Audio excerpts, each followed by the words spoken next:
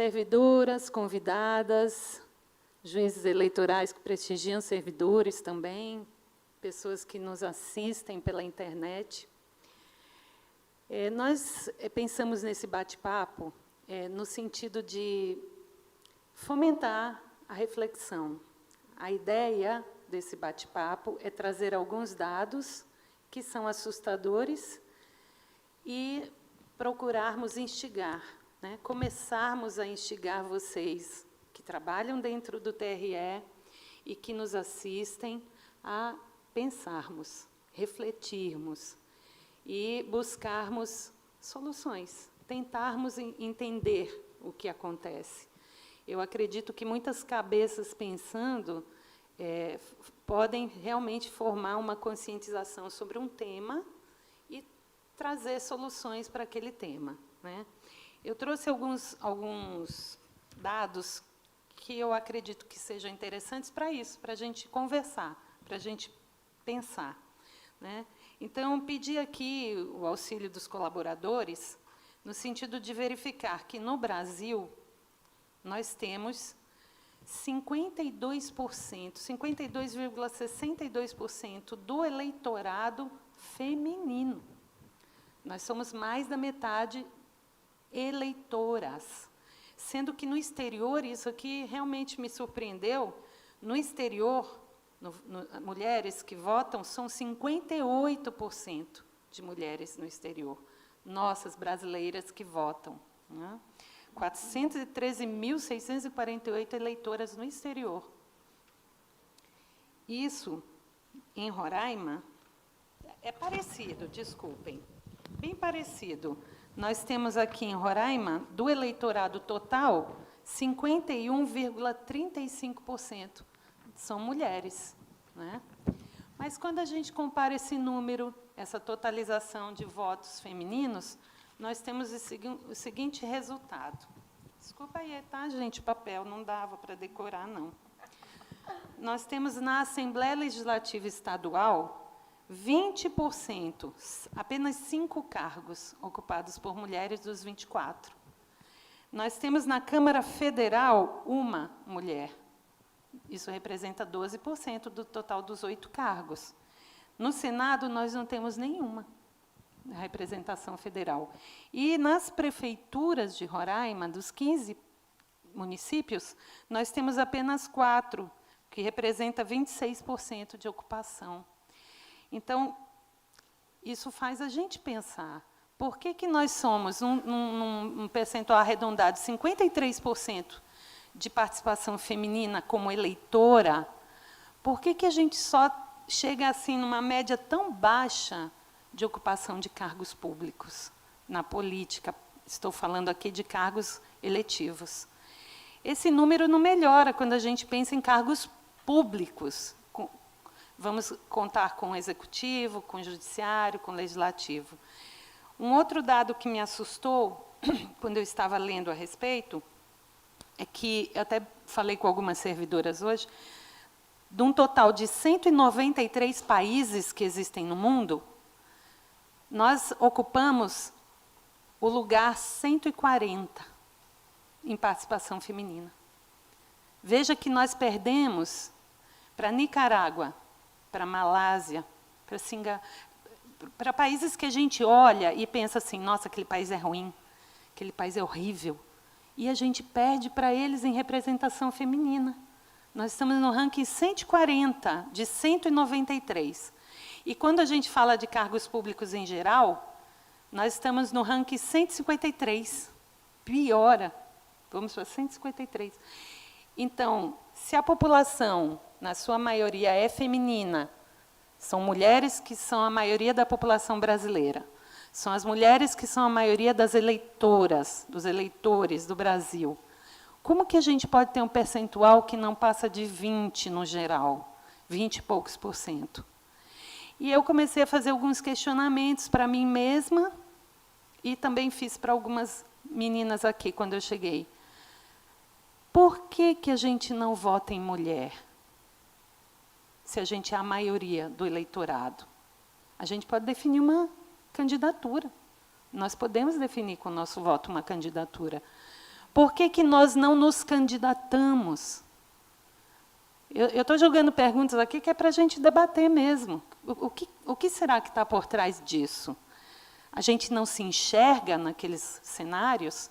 A gente acha que aquele lugar não é para a gente? Ou a gente não tem oportunidade? A gente encontra barreiras? A gente tem dificuldade de chegar lá? Ou a gente nunca pensou nisso? Sei lá, nunca pensei nisso. Não quero. Política não me interessa, né? Tantas perguntas que me ocorreram, eu não formei uma opinião, eu não tenho uma resposta pronta. Eu teria a minha vida como referência, mas a minha vida não pode ser referência, porque eu estou ocupando um cargo de poder no cenário público. Então, se a gente não concorre, se falam tanto, eu vi muitas notícias sobre candidaturas fake de mulheres, para simplesmente ocupar a cota, que nós temos a cota de 30% obrigatória para os partidos. Se são candidaturas fake, se nós não colocamos lá mulheres que realmente têm condição de concorrer e de ocupar um cargo, se nós não nomeamos mulheres para as comissões, para a presidência de Câmara, de Assembleia, se a gente não coloca mulheres em espaço realmente de decisão, como que nós vamos tratar políticas públicas voltadas para nós, mulheres? Nós. Como que nós vamos querer que olhem dificuldades que nós temos na condição de mulher e que não viram lei? Alguém concorda ainda, por exemplo, com 4 meses de licença maternidade? Se a gente é a maioria de eleitoras, a maioria do eleitorado, se nós somos a maioria da população, e nós somos mãe da outra metade, como que a gente ainda concorda 4 meses de licença maternidade? Se nós somos provedoras, se hoje a gente desempenha e temos que sair de casa para trabalhar e não temos com quem deixar nossos filhos, como que a gente ainda não mudou esse cenário? Quem que vai olhar para isso? Nós precisamos pensar que políticas públicas que possam interessar para o universo da mulher não vão ter prioridade, porque nós não temos quem nos represente. Num dos vídeos que eu assisti, a pessoa que falava, ela disse de uma situação da primeira mulher que foi enviada numa missão espacial em 1983, salvo engano. A primeira mulher que foi enviada para uma missão espacial, ela ia ficar 6 dias no espaço, 6 dias, só 6 dias. E a NASA colocou 100 absorventes para ela e perguntou se era suficiente. 6 dias no espaço, 100 absorventes. E a gente para pensar, se as cabeças tão afortunadas em QI, que são capazes de mandar módulo para o espaço com seres humanos, não sabem que a mulher tem um período menstrual que dura 5, 6 dias e que não precisa de 100 absorventes, nós estamos mal representadas. E a gente não pode só ficar apontando o dedo e culpando, né? A gente tem aquela fala de que você aponta um dedo e tem 3 voltados para você apontando. Então, nós precisamos pensar que as políticas públicas que dizem direito a nós, do universo feminino, só vão mudar se nós tivermos representantes que se identifiquem conosco. Eu imagino que a gente tem muito que fazer, e muito que refletir, e muito que mudar. Eram alguns dados que eu queria trazer, e minha colega vai falar, tenho certeza que tem muito mais experiência que eu, vai poder fomentar ainda mais essa discussão para a gente tentar caminhar juntas para mudar esse cenário em 2023. Nós temos eleições em 2023, ainda dá tempo da gente mudar um pouquinho, 2024, mudar um pouquinho esse cenário aqui, esses percentuais nas nossas prefeituras, né? Obrigada. Certo, é bem interessante todos esses dados apresentados. Eu assumi em 96, como magistrada no sul do estado, em 4 municípios, nós tínhamos uma mulher como vereadora nos 4 municípios. Então, para a gente ver o quanto que a gente precisa ainda de muita caminhada, né? E eu era a única mulher autoridade em todo o sul do estado, nos 4 municípios. Então, era bem interessante que você tenha essa percepção do quanto que falta de mulheres na política, em qualquer ponto da sociedade, em cargos realmente que possam fazer uma diferença e trazer outras mulheres também, porque a gente acaba sendo uma representatividade e servindo de exemplo. E esse motivo de eventos dessa natureza é justamente isso, para a gente captar novas pessoas. No TSE, tem uma página específica do TSE Mulheres. Lá tem várias informações, então, quem tiver curiosidade e quiser bastante informações, e lá tem várias campanhas. E o TSE tem uma campanha que é voltada para as mulheres. A gente vai passar um videozinho, né, a respeito, né, da participação feminina. Nossa plenária foi invadida por 5 homens que colocaram música com apologia a estupro e violência racista. Se negaram a abrir minha conta eleitoral. Esses são depoimentos reais de candidatas brasileiras a cargos políticos. Quando a sociedade combate a violência contra as mulheres, mais mulheres participam das decisões do país. Seja candidata. Mais mulheres na política, sem violência de gênero. A gente pode. O Brasil precisa. Então, são vários vídeos, quem tiver interesse, vários spoilers, que mostram, né, depoimentos do que acontece hoje, né, no cenário brasileiro, no cenário político brasileiro com as mulheres. Foi bem interessante os dados da desembargadora Elaine, e quando fala que 30%, né, e 70%, mas o partido, inclusive, ele pode dar 70% de candidatas mulheres e 30% dos homens. E a gente está sempre falando no menos, que seria os 30%. Né? Então, por quê? As dificuldades que nós temos enquanto representatividade.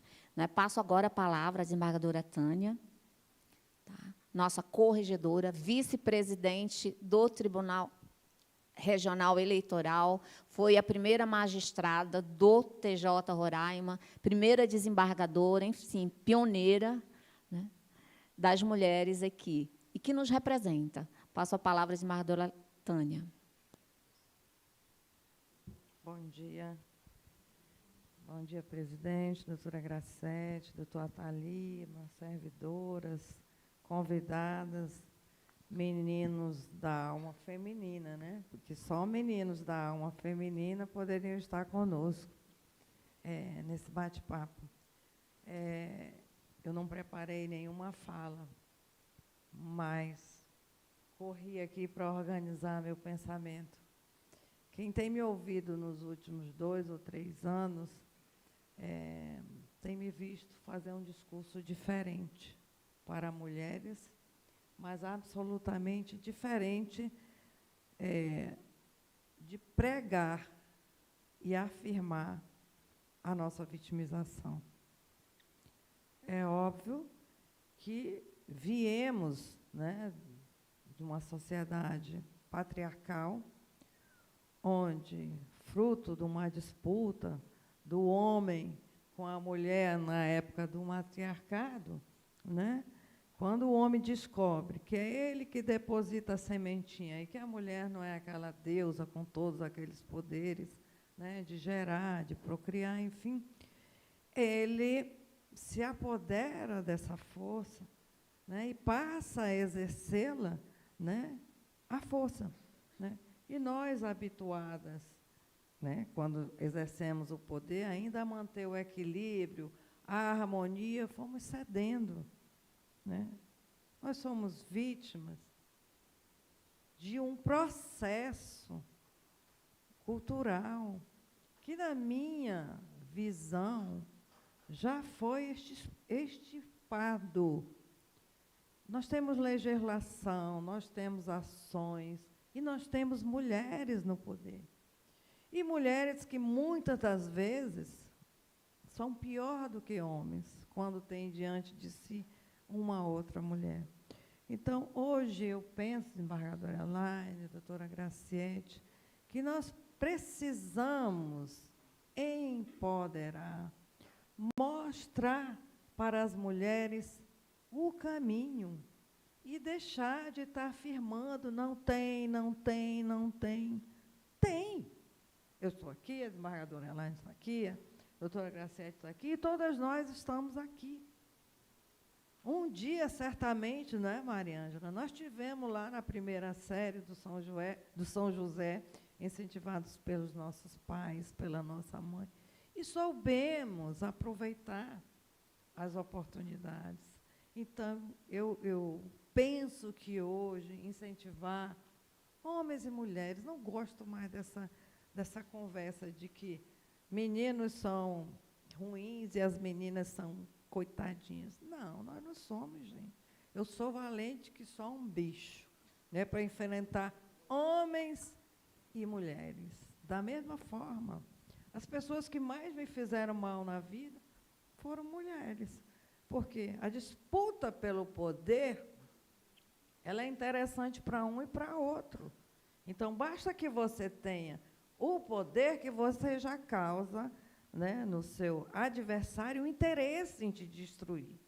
Parem para pensar que não é só o homem, né, que se destrói. E assim como tem aquele homem subserviente que vai à autoridade para ter um espaço, sem nenhum programa, sem nenhum projeto, também existem essas mulheres que estão aí no mundo brilhando com a bunda. Gente, nós não somos vagalume, vagalume é que brilha com a bunda.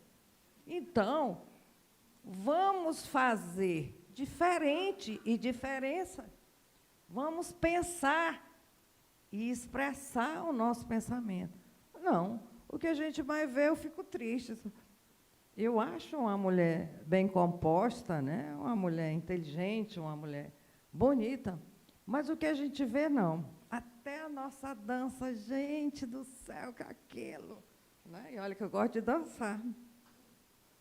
Nós ainda não sabemos o que somos, então. Se nós não sabemos o que somos e nos comportamos como bundas alegres, né? Nós vamos ser tratadas dessa forma, sem nenhuma crítica pessoal a ninguém, ou às pessoas que gostam de rebolar. Gente, o que eu faço quando eu rebolo?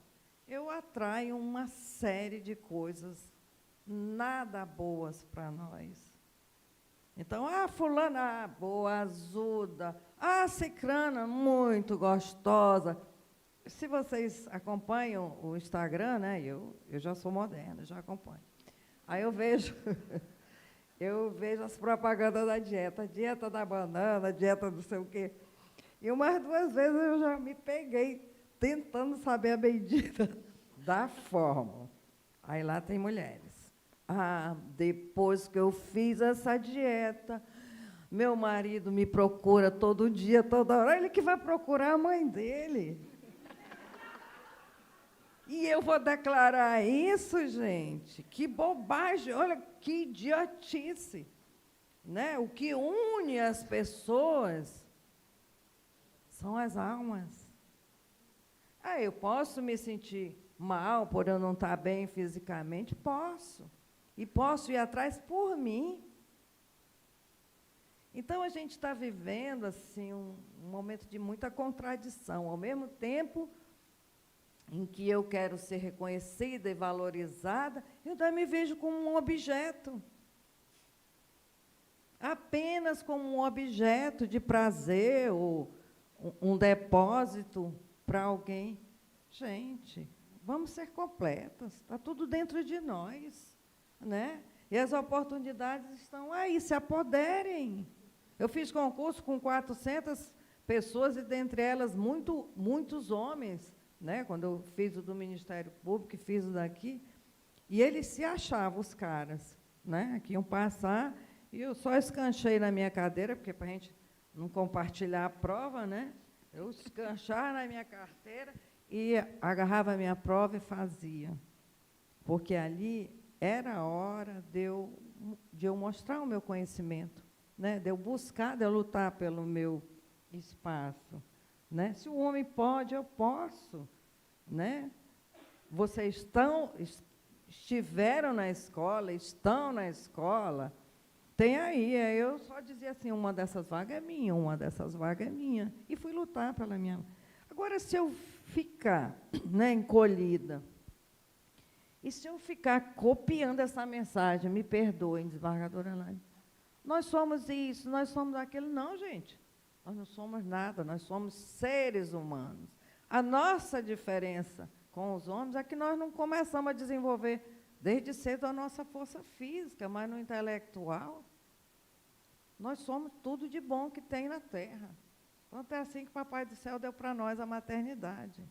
E aqueles dias mesmo de sangramento, que é um processo natural, né? Faz parte aí do sistema reprodutivo. Né? E vamos, porque sempre nós tivemos alguém, em especial uma outra mulher. Eu grata sou a minha mãe eternamente, né? Que no momento em que eu enfrento a maternidade, ela ainda existia e podia me ajudar. Quem te ajuda? Né? Outra, mas tem mulheres que elas são chefas. E se um servidor chega e diz para ela, hoje, olha, te vira, bererê. Não, gente, não é te vira, né? Vamos nos acolher, vamos nos compreender, vamos nos proteger. Né? Nós temos muitas ações e política, eu divido, mas quando a gente tem a oportunidade, o nosso comportamento é terrível. Muito rapidamente eu vou contar para vocês uma situação que eu vivi ano passado no hospital. Tinha uma amiga minha, que todo mundo, né, talvez conheça aqui, a Dona Maria das Dores, lá do Anjo de Luz. E a Dona Maria das Dores era uma mulher que só fazia o bem para todo mundo, e eu dizia para ela, para, mulher, está demais, pensa em ti, se cuida, enfim. Na hora da morte, sobramos poucas pessoas do lado dela. E aí, nos dias que antecederam a morte, ela já vinha lutando há algum tempo, né? Ela esteve numa coma, assim, numa viagem, né?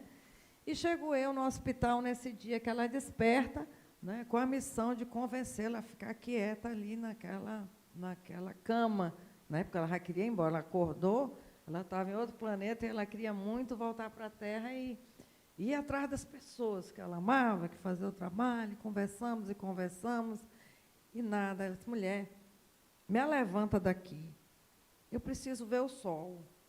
Olha que pedido lindo, né? Eu preciso ver o sol, eu quero ver o sol.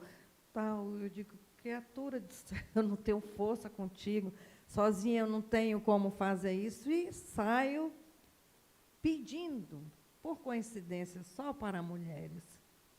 Né? Por favor, me ajuda aqui. Aquela senhora estava assim, estava assado. Vamos mostrar o sol, vamos lá fora, ainda tem sol, vamos. Eu não posso, fulano, não pode. As fisioterapeutas, palavra mágica. Corro atrás do conforto. Olha lá, 3 garotas jovens, cabeludaça, né? Aqueles cabelos que a gente passa a vida toda esfregando e ajeitando. Boa tarde, olha. A paciente do leito tal, despertou de dias de silêncio, de escuridão, e ela está louca para ver o sol. Eu, com vocês, certamente vamos conseguir botar essa mulher numa cadeira e levar lá fora. Vou procurar a chefa. Aí vem a chefa. Né? Eu já disse para esta senhora que ela não pode levantar. Né? Que ela estava... Digo, sim, mas ela saiu do estado de inércia e precisa... Aí só ela veio toda paramentada. Uma mulher atendendo outra mulher lascada. Né? Toda cheia da máscara, a pessoa não tinha nenhum Covid, ela não estava numa área de Covid, nós não estávamos na área. Resumindo a ópera, o não foi tão quadrado, tão doído, e eu me vi tão impotente, mesmo sendo quem eu sou, eu não estava ali para ostentar, né, status, nem autoridade. E aí eu digo, meu Deus, de que forma eu vou mostrar o sol? Eu estava angustiada, né? Cadê o Raimundinho? Está ali. Não me deixe mentir. Aí me lembrei que o Raimundinho estava no Iramutã. Eu liguei para o Raimundinho e disse, Raimundinho, vai para o sol com o teu telefone e vamos conversar com a das dores, mostrando para ela. Aí eu tentei fazer o processo de confiança. Digo, olha, amigo, olha o Tchuco, onde ele está. Assim ele é chamado, tá, gente? Era para ela das dores. Olha onde o Tchuco está, olha essa serra, olha isso, olha aquilo. Digo, olha, a gente não conseguiu levantar, mas o sol veio para ti dessa forma e tal. E ela interagiu, tudo, mas continuou afirmando, né, que queria ver o sol. Aí, nisso, entra um homem, olha que fofo. Eu já tinha passado ali não sei quantas mulheres na minha frente, com a cadeira de roda. E estava não só ela, mas outras 3 mulheres. Aí eu digo, meu Deus, ou a cadeira de roda. Digo, vamos, menino, colocar a das dores nessa cadeira de roda e vamos levar, ela precisa muito ir ver o sol. Aí ele tinha ido, na verdade, buscar uma outra senhora que ia fazer um procedimento. Mas aí ele disse para ela o seguinte, olha, eu lhe levaria até no colo, se eu não tivesse esse compromisso urgente de levar essa pessoa ali para o centro cirúrgico, onde ela ia fazer algum tipo de procedimento. E aquilo me deu um conforto tão grande que eu estava com ódio daquelas mulheres. Porque, gente, né, era ser humano, e era uma mulher e outras mulheres. E eu vim para casa me confortando. Digo, as mulheres são ruins e os homens são bons. As mulheres são ruins e os homens são bons. Então, veja que no nosso dia a dia nós temos infinitas oportunidades de ser boas e não somos. E adoramos, ainda em pleno século XXI, continuar promovendo o discurso da vitimização. Violência existe para homem, para mulher, para criança, para velho, para novo.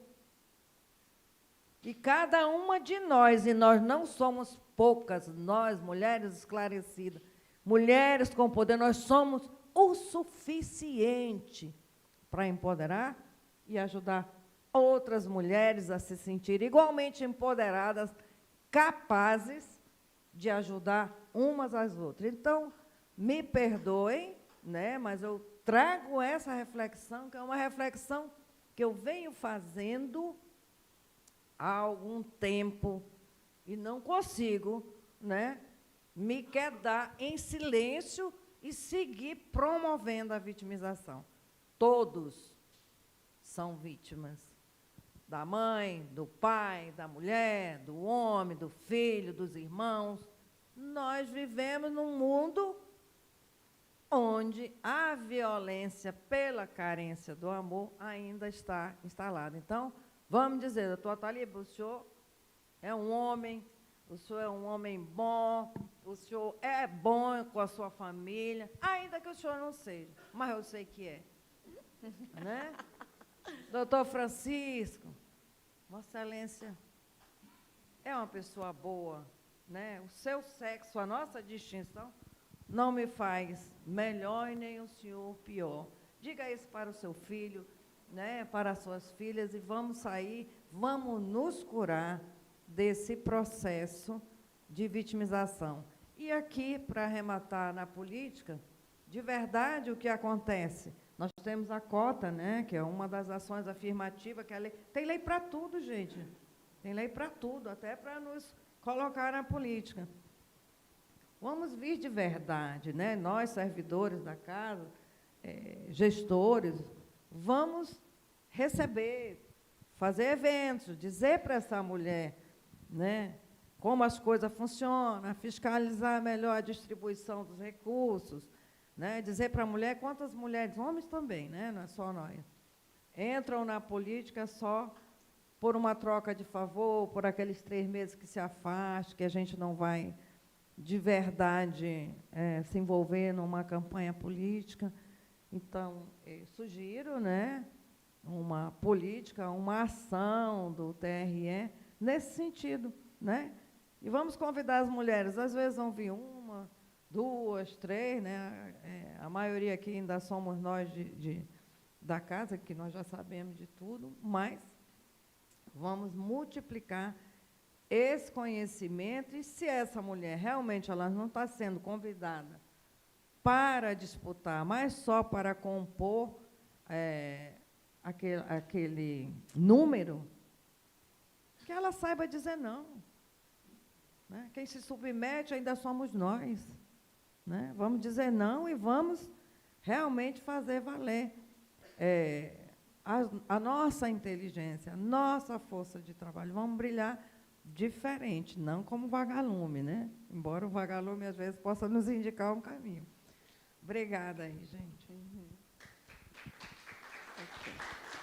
Obrigada, desembargadora Tânia. Bem interessante, gente, que roda de conversa é isso, são falas diferentes, contrapontos que são postos, e isso que vai dar realmente o diferencial neste evento. Né? Nós estamos aqui com alguns microfones, quem quiser falar, fica à vontade, que bate-papo é esse. E são ideias que foram jogadas aqui.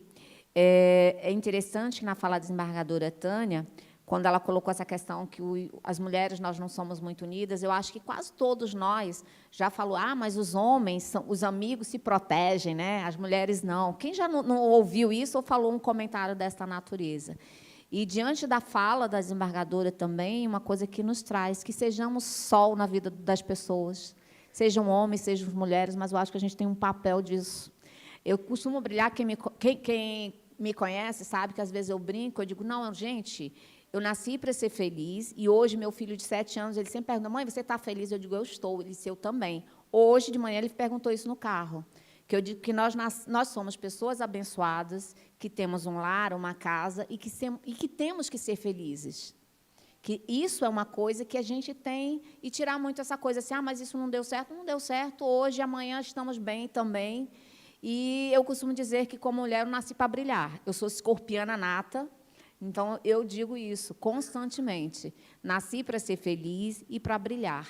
E que a gente possa trazer outras mulheres para esta caminhada, para brilharmos juntos também.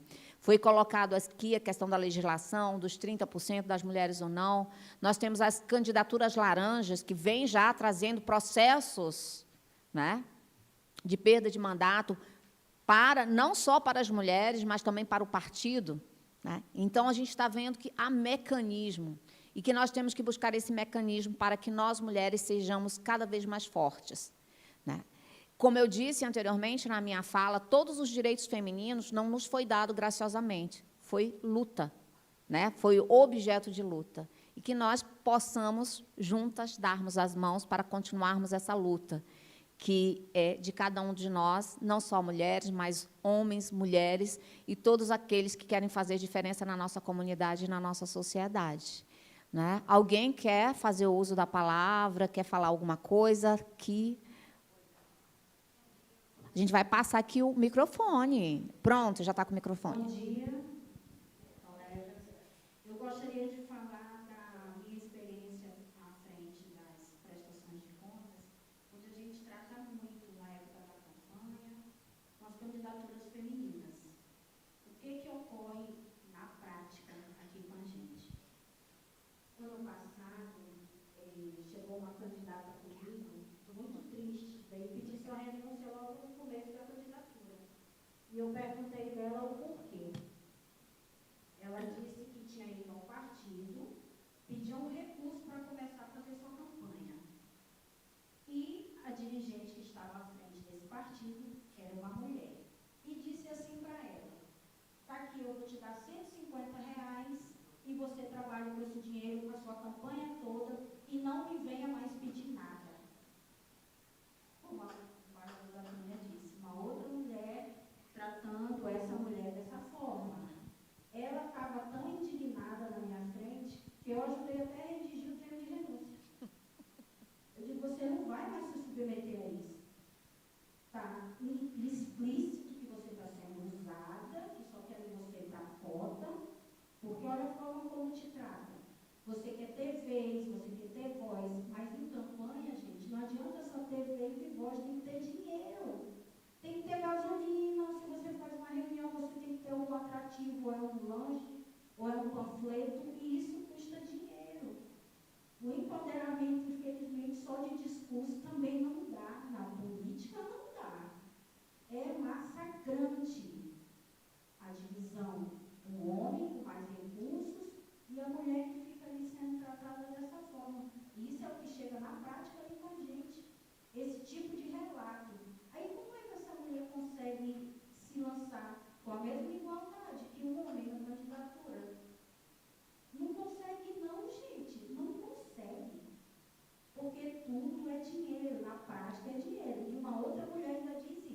te dar R$ 150, não me peça mais nada, não me enche o saco, que trabalho com esse dinheiro, eu vou te dar toda. Nossa, eu olhei para ela e fiquei indignada. Eu disse, eu vou redigir seu texto de denúncia e você assina. Ela foi embora, o partido no outro dia estava desesperado, porque a queda da candidatura dela ia implicar na cota masculina, e atrás dessa moça direto ligando, eu digo, não atenda. Porque realmente a finalidade não é porque quer você como candidata, não. Querem te usar, porque precisam manter uma cota masculina. E eu acho que esse tipo de informações, a gente que trata com ele sim, é relevante falar assim. Você está sendo usada. Porque como é que você vai ter voz? Você vai reunir as pessoas como? Como é que você vai atrair essas pessoas para uma reunião? Se você não tem condições de dialogar nem as cadeiras. Infelizmente, hoje a política na prática é isso. Tem que ter o feedback da cadeira, do som, de algum panfleto, seja do que for. Até o WhatsApp, as redes sociais requer pagamento. E a fiscalização é dura com relação a isso. Aí, de onde que ela vai tirar esses recursos? Por que ela está sendo convidada para ser candidata feminina? As candidatas femininas que a gente vê que sempre ganham os pleitos são as mesmas que seus pais já eram políticos, porque elas têm umas condições melhores que as outras. Senão, muito difícil conseguir. Uma ou outra se sobressai. Uma ou outra. Mas na maioria que não tem condições, é muito difícil. Pelo menos esse é meu ponto de vista. É muito difícil alcançar isso, porque realmente já vem de muitas gerações esse tratamento que é dado à mulher, por mais que crie agora uma cota, mas essa cota, a meu ver, ainda é fictícia. Na prática, não é assim. Não é, porque a gente vê como elas são tratadas. Realmente é só para cumprir aquela meta ali, que tem a cota, já aquela que tem uma ascensão social melhor, e o olhar para ela já é diferente. Ela é filha de fulano, ela é formada, aí você já dá o microfone um tempinho a mais para ela, mas a outra nem microfone é dado.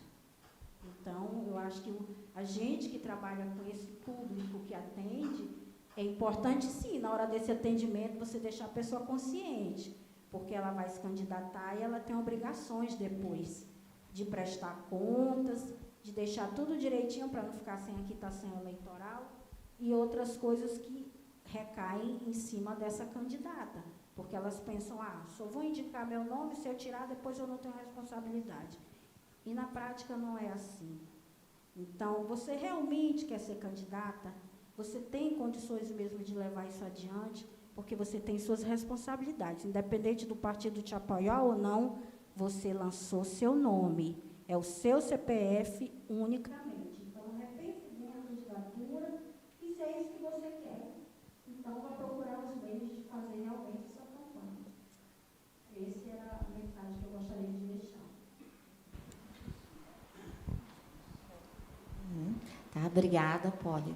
E é muito interessante esse teu posicionamento, porque temos os 30%, mas se não houver investimento, e hoje, né, é o fundo eleitoral, esse fundo partidário é que banca as candidaturas. E por que ocorrer tanta diferença, né, na distribuição do fundo para os candidatos e candidatas?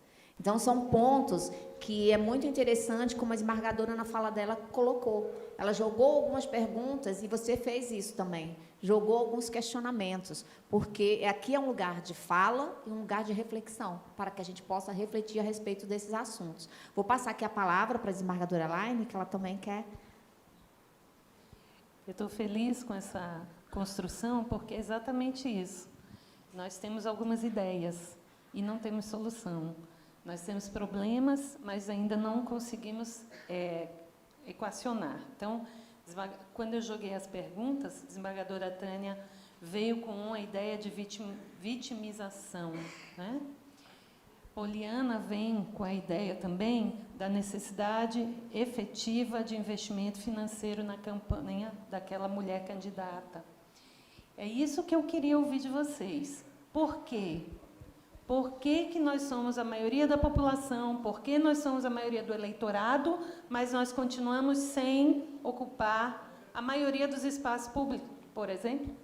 Não precisamos ser maioria, mas por que o percentual é tão baixo? Eu continuo com os mesmos questionamentos. Hoje eu vim aqui sem resposta. Eu já ouvi lá em casa, algumas que eu me recuso a dizer aqui, porque são censuráveis. Ouvi falar do filho, do marido, ouvi falar aqui das meninas que trabalham na Copa. Né? Tenho algumas ideias minhas, vim da periferia, filha de caminhoneiro, com a 4ª série primária, mãe com 8ª série, com fundamental, costureira. Então, não é questão de onde nasceu, nem da condição financeira que viveu, mas da força interna que a gente tem de querer. Né? É uma pena, Poliana, eu não sei o desmembramento dessa história, né? Que ela não tenha ido denunciar efetivamente no Ministério Público a dificuldade que ela estava tendo em fazer a campanha dela. Porque, como disse a desembargadora Tânia, nós temos leis. Nós temos leis, inclusive, para candidatura fake, para não cumprimento de cota, tem consequências graves. Então, eu continuo aqui instigando vocês, eu queria ouvir mesmo, eu quero formar também uma mentalidade a respeito disso, porque são muitas ideias. Eu já ouvi muitas ideias. Eu ouvi, por exemplo, de uma das pessoas que trabalha aqui, que nós é que construímos o machismo, nós mulheres, que educamos homens, que nós que criamos os meninos com ideia e mentalidade machista. Isso foi uma fala aqui dentro. Eu ouvi hoje. Ouvi do meu marido, do meu filho, também a questão sexual, que a doutora Tânia abordou, de nós nos valorizarmos mais do ponto de vista sexual do que do ponto de vista intelectual.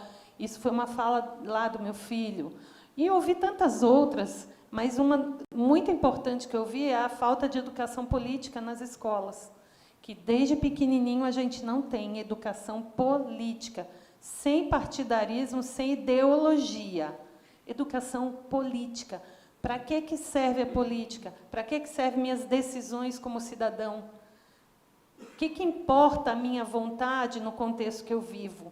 Essa educação política para mostrar que o que eu preciso, ou o que eu almejo, é importante. Eu preciso ensinar isso lá para o menino. Então, respondendo à desembargadora Tânia, a Escola Judiciária Eleitoral está cheia de ações para a gente trabalhar dentro das escolas nas várias etapas, Fundamental 1, Fundamental 2, médio e superior, para levar esse debate. É uma sementinha, aquela gotinha de água do bico do passarinho, mas tem que ser falado, a gente precisa falar disso, porque muita gente, inclusive na minha casa, na minha família, diz: isso é uma chatice, eu não gosto de política, eu não me interesso por isso, eu não quero saber disso. Então, porque aquela fala geral de que só tem corrupção no meio. Então, essa fala, a pessoa fica reclamando dentro de casa, mas não participa de nada.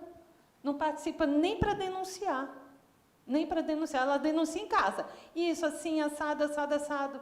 Mas não vai lá fazer cobrança, denúncia, exigir, enfim. Então, eu continuo pedindo para vocês, falem, porque daqui uma fala dela, uma fala da Poliana, e todas as ideias são boas para a gente tentar trabalhar isso, inclusive nas ações da Escola Judiciária. Nós estamos falando aqui hoje de representatividade feminina na política. Então, é importante ouvir tudo de vocês, até para a gente fomentar essas ações. Só uma parte, né? Feliz já com a proposta de conscientização levada para a escola, que antigamente tinha o SPB, Educação Moral e Cívica, EPB, né? Eu sou desse tempo, em que a gente tinha alguma noção de cidadania já no banco da escola, e hoje a gente nem vê falar nisso, né? Nessa era do WhatsApp, dos meios virtuais de informações e jogos, enfim, eu não sei nem o que será dessa mulher, desse homem dessa mulher, no futuro, né? As pessoas estão criando mundos paralelos, né? Vivendo da brincadeira, da ilusão. As coisas tendem realmente, a meu ver, a piorar, porque eu não tenho mais compromisso, eu não quero mais nem trabalhar presencial, eu não quero vir para o meu trabalho, eu não quero... se eu ficar em casa, né? Se eu ficar em casa, sou faxineira, gente. Naturalmente, então eu vou pensar naquele armário, naquele negócio, mas tem pessoas hoje que elas preferem ficar em casa para fugir do convívio, do contato. Olha o perigo, embargadora Elaine, da gente ficar em casa e não encontrar, não ter a oportunidade, como teve a Poliana, de conversar com outra mulher. Mas eu anotei aqui, né, fazendo a reflexão sobre o que disse a Poliana e você, no lançamento de candidaturas, né, somos todos adversários, homens e mulheres. A mulher está chegando ali com uma cota, porque a lei, né, numa ação afirmativa, faz com que exista uma cota para que a mulher se interesse. A intenção é despertar na mulher o interesse.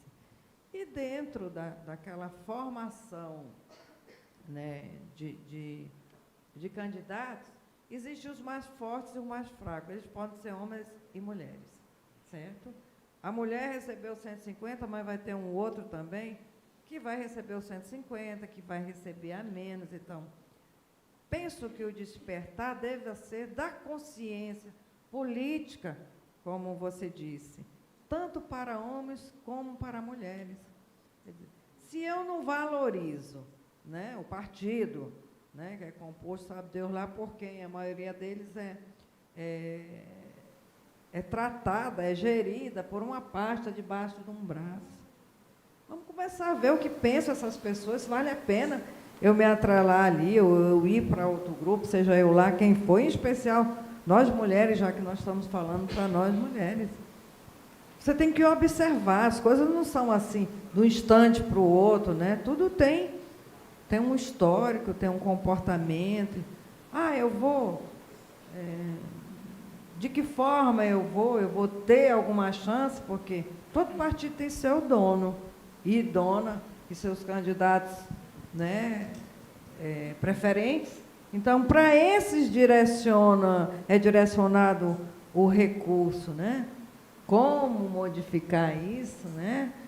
Mas ainda cumprindo aqui o papel de afirmar que os homens são bacanas, né? A gente vê na fala da Poliana, uma mulher que pouco se importa, porque uma mulher que vai dar R$150 para outra pessoa e diz para ela, eu sinto muito. Nessa casa, quem manda é A, B ou C, e você está sendo usada, como disse a Poliana, né? Segue o teu caminho, se tu não tens o recurso, eu me junto a ti, vamos gritar na rua que o fundo partidário não está sendo repartido como deve ser.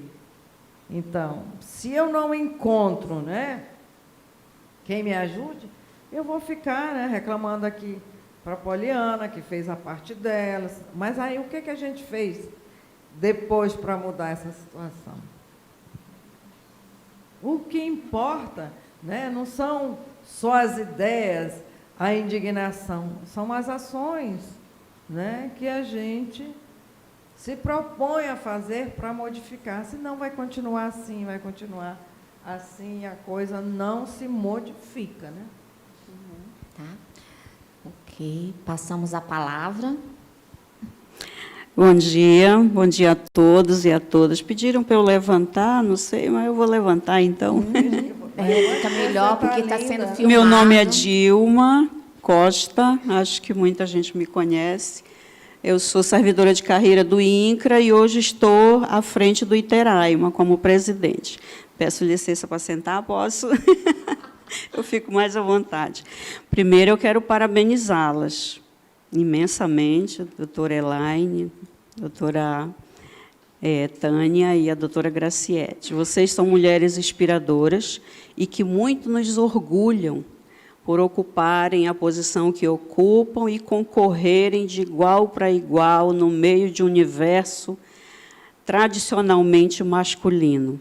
Parabéns aos homens também, que estão aqui e que convivem muito bem com esse universo feminino.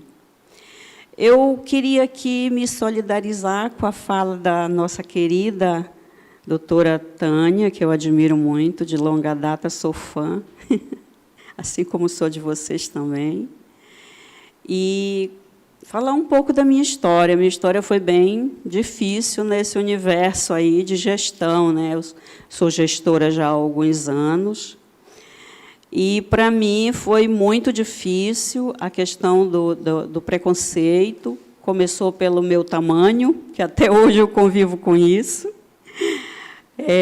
Uma mulher de 1,5 m, que eu nem chego a 1,5 m, mas eu digo 1,5 m para arredondar, né? O salto que me ajuda muito. E é muito difícil, mas nem por isso, doutora Tânia, eu me encolhi. Nem por isso eu me encolhi. Eu comecei na vida pública ainda em 1980, através de um concurso público no sistema Telebrás, onde eu concorri com muitos homens e eu tive a felicidade de ser a primeira e ser chamada de imediato, né? E, naquele tempo, eu era menor ainda, mais magrinha, mais miudinha, e estou lá no meio dos homens, lá, e concorrendo de igual para igual.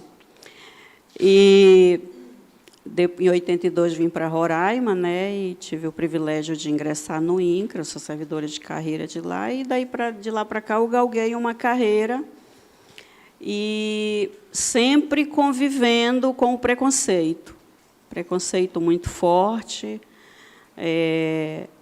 e continuo enfrentando esse problema. Mas nem por isso eu me encolhi, eu segui minha carreira, segui a minha jornada, e eu estou aí. Eu digo que eu já passei da idade, eu já queria estar aposentada, mas o governador não deixou, né? Falei para ele, não, governador, estou com vontade de ir para casa, porque agora eu tenho netos, e netos encantam a gente, né? E falou, não, você tem muita areia para queimar ainda, vamos lá.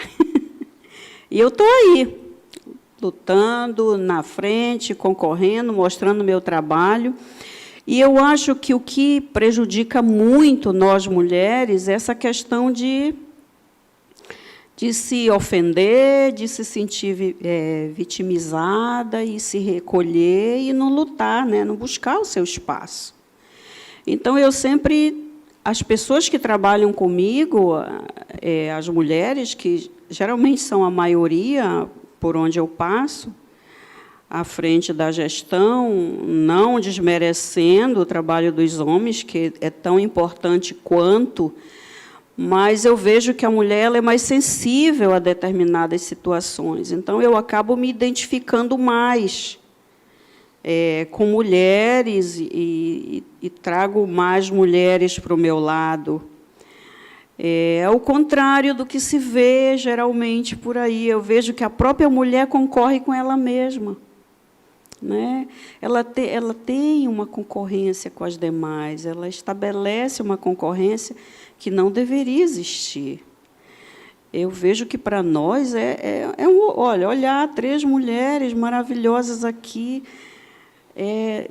exercendo aí uma função de longa data, né? Vocês estão aí na jornada aí há um bom tempo e galgando o seu espaço, fazendo a diferença. Isso é maravilhoso, muito nos orgulha. E eu também estou aí com meu 1,48 m, buscando meu espaço, e estou desde 82 que eu estou na gestão. Passei duas vezes, fui superintendente no meu órgão, que muito me orgulha, passei por todos os cargos lá dentro, fui para o município, hoje estou no Estado, e estou aí. Tem dificuldade? Tem. Nós estamos sempre encontrando essa barreira do preconceito. Preconceito por ser mulher, preconceito por não ter 1,80 m para chegar e... Entendeu? Por não ser a gostosona, entendeu? mas a gente não pode se intimidar. Eu saí da minha casa com 14 anos para trabalhar. Sou filha de um pequeno pecuarista lá na ilha de Marajó. E eu sempre disse, eu não quero isso para a minha vida. Eu não quero ser agricultora, nada contra. Dou o maior valor para aquelas que empreendem no ramo da agricultura, acho fantástico, mas não era o que eu queria. Não era o que eu queria.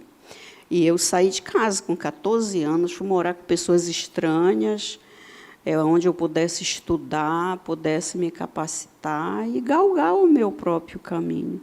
E assim foi.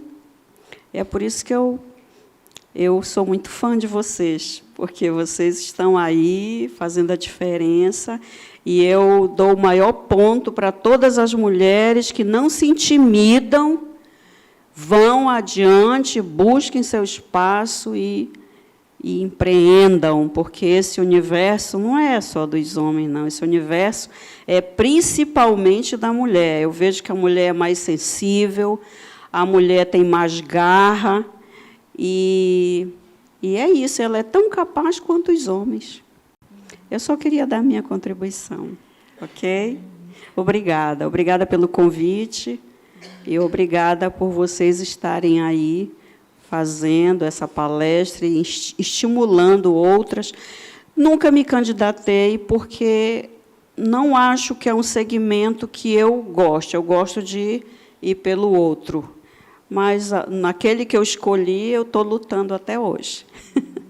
Obrigada. Obrigada, Dilma. Você vê que você contou uma história de mulher guerreira, né, que foi atrás dos seus sonhos, e mostra que, quando a gente busca mesmo, a gente consegue alçar todos os sonhos. E foi muito importante toda a tua colocação, porque você colocou a questão da altura, da questão de ser mulher no ambiente masculino. Então, é de suma importância tudo aquilo que você trouxe aqui para a gente, né? Porque mostra que nós temos essa caminhada, que podemos alcançar grandes voos, e que a gente pode, agora, nesse momento, servirmos de exemplo, porque foi isso que você colocou, para todas nós que estamos aqui, para aqueles que estão nos assistindo online, né, o exemplo de mulher guerreira que você é. Mas muito obrigada. Tá? Alguém quer falar mais alguma coisa? Tá, a Ina, que daqui a pouco a gente já está encerrando, viu, gente? Porque era uma coisa assim, mas bate-papo feminino sempre é isso, né? Uma mulher fala, a outra sempre quer ter um comentário, e a fala feminina, e eu disse no início, isso aqui é um bate-papo, tá? Só 30 segundos. Amei tua fala, né? Diz que é nos pequenos frascos que estão os melhores perfumes. Eu me sinto assim, eu me acho o máximo, gente. Ninguém precisa me dizer. Eu já me olho, se você é linda, garota, que sorriso top e tal, vai, bota a roupa toda colorida. Né? Eu tenho uma personalidade meio arara, né? Vocês podem ver hoje que eu estou absolutamente colorida, mas estou super feliz. Mas, encurtando, né? Querer é poder. Veja bem como a gente definiu o que quer faz a diferença. Né? Você definiu o que você não queria ser e foi atrás daquilo que você queria ser. Então, às vezes, é isso que a gente precisa dizer para outra mulher, que ela defina o que ela é, o que ela quer ser. Eu disse para mim, até os 30 eu tinha que ser alguma coisa. Com 24 eu era uma promotora de justiça. Então, eu nunca parei de fazer concurso. Podia até ter sido sua colega no INCRA, né? Você falou, eu fui aprovada no INCRA, antes de ser chamada no Ministério Público, e, enfim. Mas achei fantástico você determinar o que não quer, e isso eu não quero. E eu vou atrás do que for melhor para mim, por aí. Pronto, Ina, você não passou o batom, você não está uma mulher do jeito que eu gosto, né? Tem que ter batom, gente. Só para... A gente começou falando de sororidade, eu acho que a coisa está caminhando muito para isso, para mostrar o quanto é importante que a gente se una, e conversas como essa, né, desembargadora Elaine, desembargadora Tânia, doutora Graciete, é importante para a gente lembrar disso. Eu sempre olho para vocês e imagino a seguinte cena, e eu quis compartilhar com vocês agora, né? São as primeiras 3 magistradas do Estado de Roraima. Vamos pensar também nas primeiras 3 deputadas que tivemos, Dona Rosa Rodrigues, Zenilde Portela e Aurelina Medeiros, que está aí até hoje, né? Eu as vejo num matagal, porque, para mim, a política, a democracia brasileira para a mulher é um matagal gigante. A gente não sabe o que vem, se é cobra, se é algum outro bicho, até jacaré, porque é um terreno alagado ainda, que aqui os nossos terrenos são alagados, né? E a gente não sabe o que vai encontrar. E eu estou fazendo uma analogia para tudo que vocês imaginam que a mulher passa nesses cenários, assédio, competição, enfim. E eu olho para elas e imagino elas com uma faquinha de serra, abrindo esse caminho, porque foi isso que elas fizeram, abriram esse caminho. E eu acho que 2023 pode ser diferente, a gente não precisa mais dessa faquinha de serra. A gente tem tecnologia e a gente tem humanidade para que as mulheres possam arar esse terreno todo, abrir esse caminho para todas as mulheres que têm medo de cobra passar. Elas não tiveram, eu tenho. Se alguém olhar feio para mim, eu choro. Desembargadora Tânia já sabe. Desembargadora Elaine, então, chorava. E por que essas mulheres que... Imaginam como. Essas mulheres que têm medo de cobra, eu estou fazendo uma analogia, né? Acho que vocês estão entendendo. Elas têm medo e elas não querem passar por isso. Esse ambiente precisa ser acolhedor para elas também.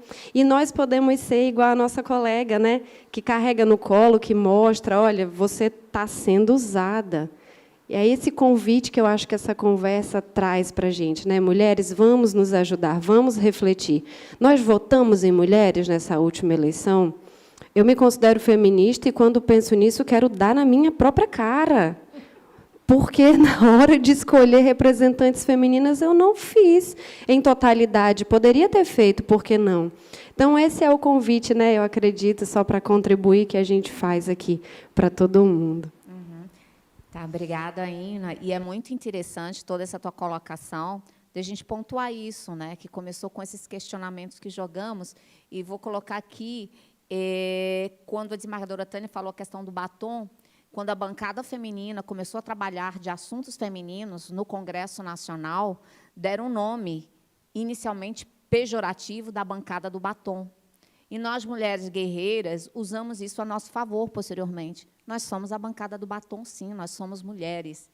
E temos direito a esse batom, né? De usarmos o nosso batom, de nos arrumarmos, e temos o direito de ter um local de fala ali no Congresso Nacional. E foi muito interessante essa colocação da desembargadora Tânia com relação ao batom, que eu me lembrei deste fato, que, quando começou a se debater direito feminino no Congresso Nacional pelas mulheres, se colocou esse termo, a bancada do batom, de uma forma pejorativa, e mulheres guerreiras souberam levar este nome pejorativo, porque nós somos mulheres, podemos usar batom, podemos não usar maquiagem, podemos ser gordas, magras, pequenas, podemos ser do tamanho que formos, mas nós temos que nos representarmos, nós temos que ter nosso lugar ao sol, nós sabemos onde estamos e onde queremos estar, e temos muito voo para alçar.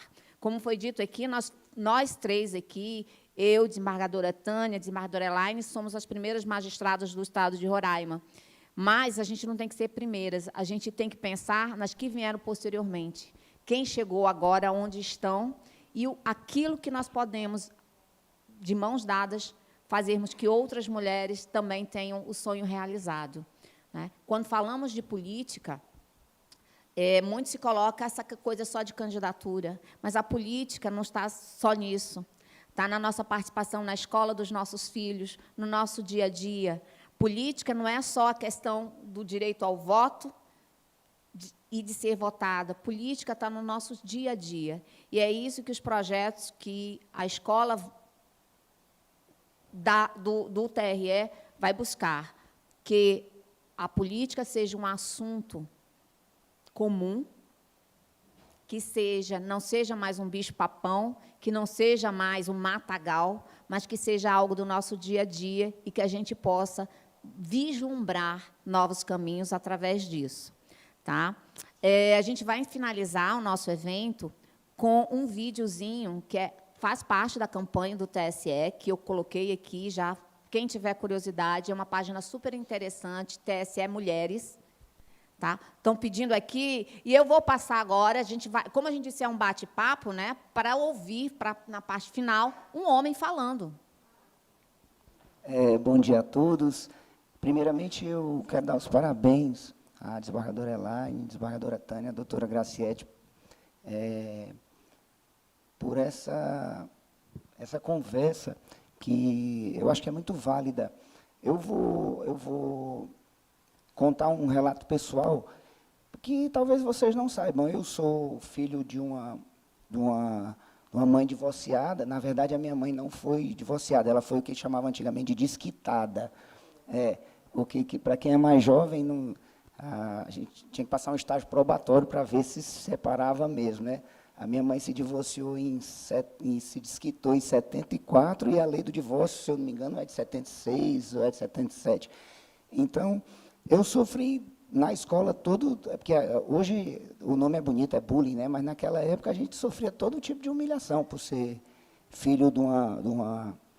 Então, eu passei por isso tudo. Então, eu acho que esse processo é um processo de evolução da mulher. Eu sou filho de uma guerreira, minha mãe sozinha criou a gente, e eu acho que faz parte. A senhora está de parabéns, vocês estão de parabéns. Essa conversa ela é muito boa, muito saudável, para que as mulheres possam entender a força que vocês têm. Eu sou muito tranquilo, eu fui criado por mulher, sou mandado por mulher, vocês que são amigas da minha esposa, eu não tenho problema nenhum com a autoridade, ela manda mesmo e acabou, está resolvido para mim. Isso que vocês estão fazendo, vocês estão trazendo para dentro de vocês a força que vocês mesmas têm. Conversem, discutam, vocês realmente são a maioria. Isso é um processo histórico e logo, logo... Nós já tivemos uma presidente mulher, hoje o TRE é comandado por mulheres. Eu acho que esse processo gradativo, a gente na OAB hoje, eu não sei se vocês sabem, metade dos cargos da OAB são de mulheres, hoje. Institucionalmente, não tem mais volta. Isso aí é a primeira OAB do país. De fato, tem todo o quadro da OAB, a metade dos cargos da OAB é composto por mulheres. Isso é um processo natural. Eu acho que isso vai acontecer no Brasil como um todo. Isso não tem volta. Acho só que a gente deveria realmente retornar às escolas, o ensino dessa educação social, da democratização. Eu já disse aqui, eu sou servidor dessa casa há muitos anos, todo mundo que acompanha a minha história sabe. Acho que é um grande erro da República ter feito essa reforma no ensino, que a gente retirou essa discussão de dentro das escolas. Nós precisamos retornar a isso, com a participação mais efetiva das mulheres, que são a grande maioria.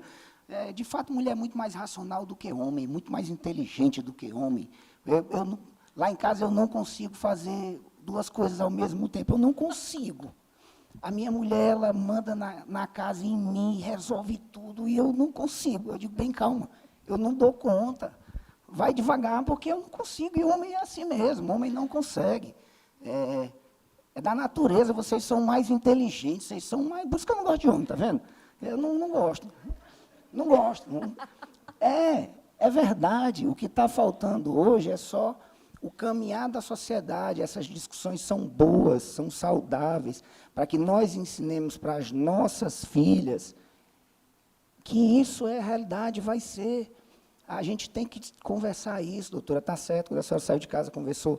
A gente ainda tem, eu não tenho essa... Talvez por ter crescido nesse universo da minha mãe, imagina, ela em 74, eu tinha só 2 anos, ela enfrentar o que ela enfrentou sozinha. E o meu avô era um cara à frente do tempo. O meu avô foi quem ensinou minha mãe a dançar, era com quem saía com ela, sabe? Encarou aquele desquite de uma forma muito tranquila, era o que não dava. Ninguém é obrigado a viver mal, porque a sociedade impõe que ela se mantenha casada. Mas isso, a gente está falando isso hoje, em pleno 2023. Imagina isso em 74. Não é? Foi um processo de construção... na minha rua, na minha vizinhança, né, existia uma senhora que foi tão abusada, traída e tal, e ela tinha 5 filhos, 3 meninos e 2 meninas. E tempo depois, agora eu entendo porque eu apanhava. Então, a gente reunia, né, a molecada do trecho ali, e quando minha mãe desconfiava que a gente estava naquela casa da mulher desquitada, né, o recado era: vem para casa, Tânia Maria. E tinha um bolo me esperando, não era para lanche. Era o preconceito da minha mãe. Imagine, aquela criatura tão linda, não sei se ela existe hoje, eu tive a oportunidade de vê-la depois, não mora mais em Boa Vista, mas era o que sua mãe enfrentava, né? Era o preconceito por não ter uma marmota, né? Que muitas vezes é só a marmota que a gente tem como muleta do lado. Olha que triste isso, né? Mas, finalizando aqui, de novo, eu dou os parabéns à iniciativa. Tenho certeza, disse aqui no plenário, na posse da doutora Tânia, da doutora Elaine, que tenho certeza que o TRE, com vocês, e eu estou vendo agora, vai ter um olhar mais atento a essas questões sociais, e essa participação feminina na política, ela é muito importante. De fato, essa questão da cota é uma inovação, mas que isso, num futuro bem próximo, essa inovação legal vai trazer frutos.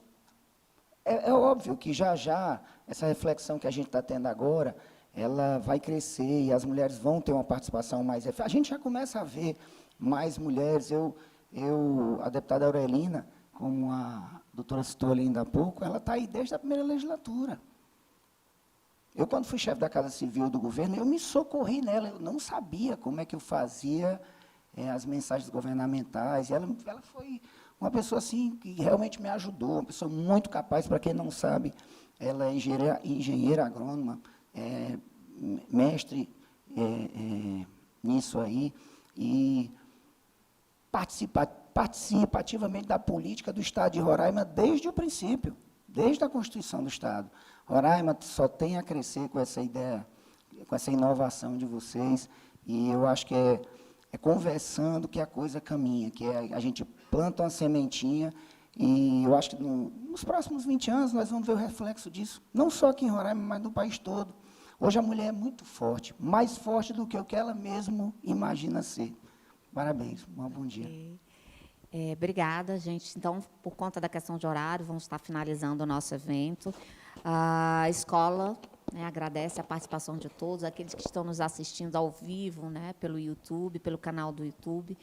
A gente, um agradecimento especial, né, desembargadora Elaine, desembargadora Tânia, que também, né, participaram deste bate-papo, mostrando ideias, jogando questões e reflexões, porque esse evento é para isso, para que a gente possa refletir sobre um assunto que ainda vai dar muito pano para manga, né? Como a gente diz. Então, a gente vai finalizar com o vídeo, após aqui teremos um coffee break, ali no hall de entrada. Obrigada. Quando uma mulher tem voz ativa, ela incentiva outras a falarem também. Quando uma mulher lidera, ela incentiva outras a liderarem também. Quando uma mulher ocupa um cargo público, incentiva outras a ocuparem também. Aumentar o número de mulheres em cargos públicos é fundamental para a democracia.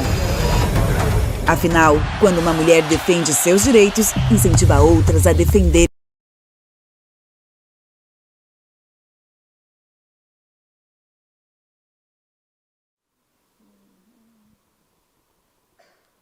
Quando uma mulher tem voz ativa, ela incentiva outras a falarem também. Quando uma mulher lidera, ela incentiva outras a liderarem também. Quando uma mulher ocupa um cargo público, incentiva outras a ocuparem também. Aumentar o número de mulheres em cargos públicos é fundamental para a democracia. Afinal, quando uma mulher defende seus direitos, incentiva outras a defenderem também. Mulheres na política, seja o exemplo que nós precisamos.